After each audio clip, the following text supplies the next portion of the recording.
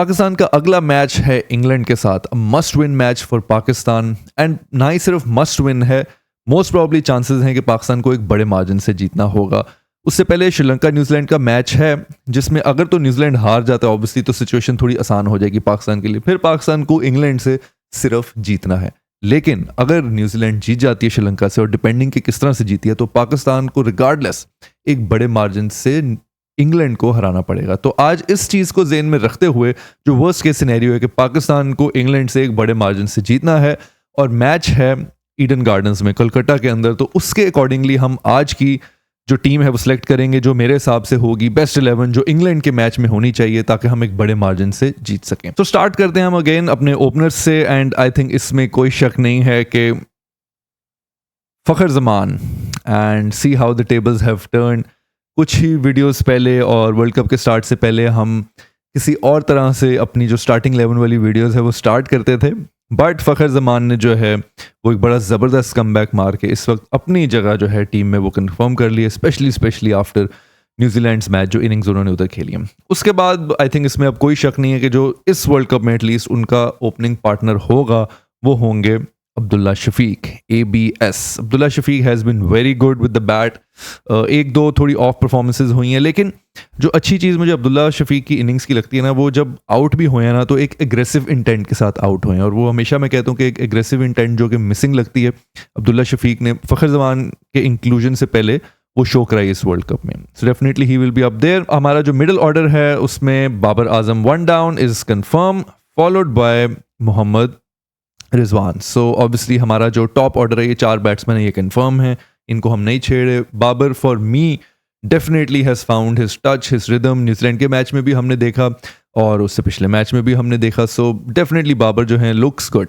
अच्छा जी, इसके बाद अब हम आ जाते हैं लोअर मिडिल ऑर्डर के अंदर। एंड आई थिंक ज़्यादा चेंजेस नहीं करने चाहिए। Next up should be Saud Shakeel. Saud Shakeel has proven to be very promising. I think middle order में आके जो है वो एक डिसेंट इनिंग्स जो हैं वो प्ले कर लेते हैं, एट टाइम्स एंकरिंग का रोल भी कर लेते हैं। आई नो साउथ शकील जो है वो एक एक्सप्लोसिव जो है वो एलिमेंट रखते हैं, but at times I think वो ज़्यादा एक्सप्रेस नहीं कर पाते हैं। जिस तरह से एक जो T20 प्लेयर की जो पोटेंशियल होती है वो डेफिनेटली इनके अंदर नजर आती है। And I am actually excited to see him in T20 as well. I think जब ये थोड़ा डरे बगैर खेलें, एग्रेसिव खेलें, तो बड़ी खूबसूरत शॉट्स खेलते हैं और क्रिएटिव शॉट्स भी खेलते हैं। अच्छा जी, उसके बाद it is Chachu Iftikhar is up there.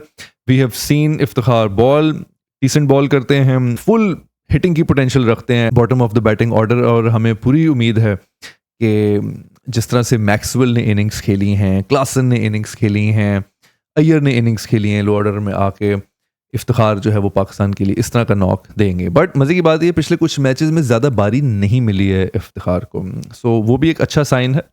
अच्छा जी, उसके बाद अब हम आ जाते हैं हमारे स्पिन डिपार्टमेंट में। अब ये जो स्पिन डिपार्टमेंट में इस वक्त जो डिबेट है ना, ये इसलिए मैं इस वक्त कर रहा हूँ क्योंकि जो मैच है कलकत्ता में है। एंड जनरली जो स्टैट्स हैं कलकत्ता के उसमें फास्ट बॉलर्स को we have seen in the past, जो एटलीस्ट जो वर्ल्ड कप के अलावा भी जो डाटा शो करता है वो यही है कि फास्ट बॉलर्स को हमेशा फ़ायदा होता है इस पिच के ऊपर। So I don't know, maybe Pakistan फिर से 4 फास्ट बॉलर्स के साथ जा सकता है, but to be honest I don't think that's a good idea. मेरे हिसाब से 3 fast bowlers more than enough होंगे। We have seen India perform here very well with 3 fast bowlers and specially under the lights as well. So toss के बारे में बाद में बात करेंगे। मेरे ख्याल से आई थिंक हमें 3 फास्ट बॉलर्स के साथ जाना चाहिए and that will be more than enough. तो स्पिनर्स में अगर हम बात करें तो I am not too sure if Shadab will be available और नॉट। नवाज को I would not want to include, so that leaves us with Usama Mir and उसके साथ हमारे पास आगा सलमान की ऑप्शन भी है।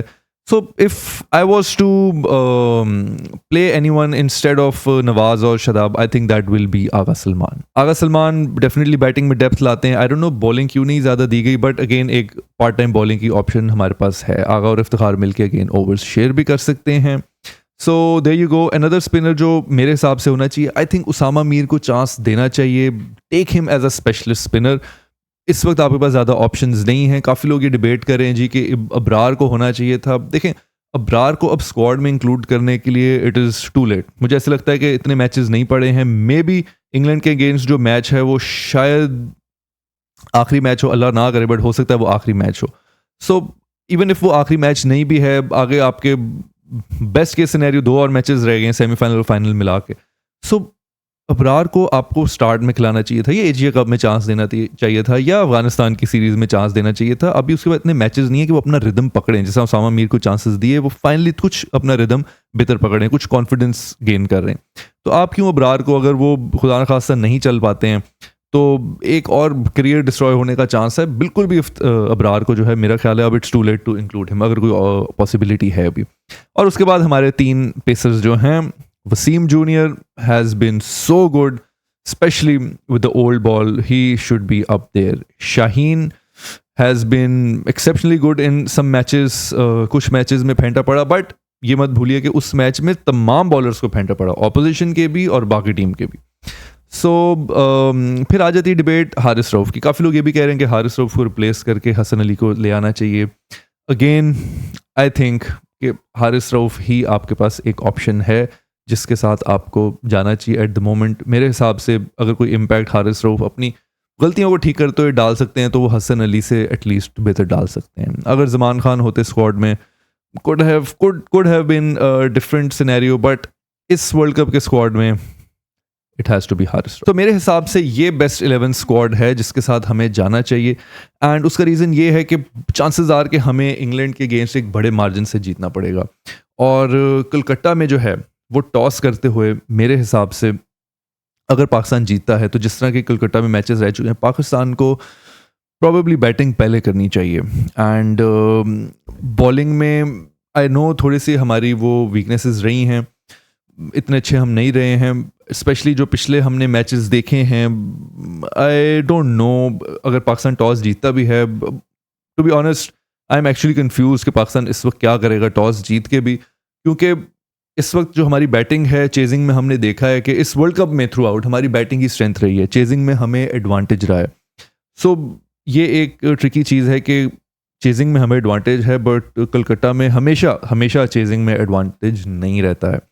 So it will be a very difficult toss to win, but I am sure team Pakistan will come with a plan.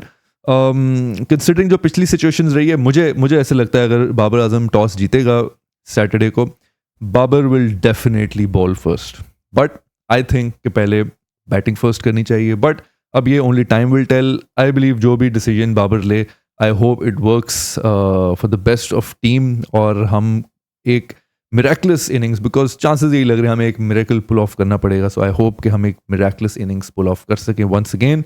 Boys जो touch में हैं, I hope they stay in touch. Fakhar, Babar has found his rhythm, and जो bowlers हैं, I still believe कि अगर हमारे bowlers जो capability, जो पोटेंशियल रखते हैं, अगर वो क्लिक कर जाए ना, trust me the only missing link, आप ठीक है फील्डिंग जो भी है आप छोड़ दें, बाकी टीम्स ने भी बहुत कैच छोड़े हैं, बॉलर्स अगर अपना रिदम, अपनी पोटेंशियल पर उतर आए, हमारी टीम में इस वक्त और किसी चीज़ की कमी नहीं है।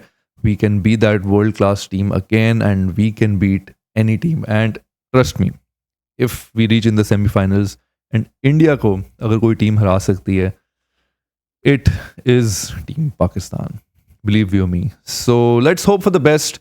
And उससे पहले तमाम पाकिस्तानियों की नज़रें होंगी श्रीलंका और न्यूजीलैंड के मैच में, और इस वक्त मेरा ख्याल है श्रीलंका को पाकिस्तान से ज़्यादा श्रीलंकन्स खुद भी इतना सपोर्ट नहीं कर रहे होंगे जितना हम करेंगे इनको कल के मैच में। सो ये कल ही पता चलेगा। That's it from today. I will see you guys in the next one. तब तक के लिए अल्लाह हाफिज़।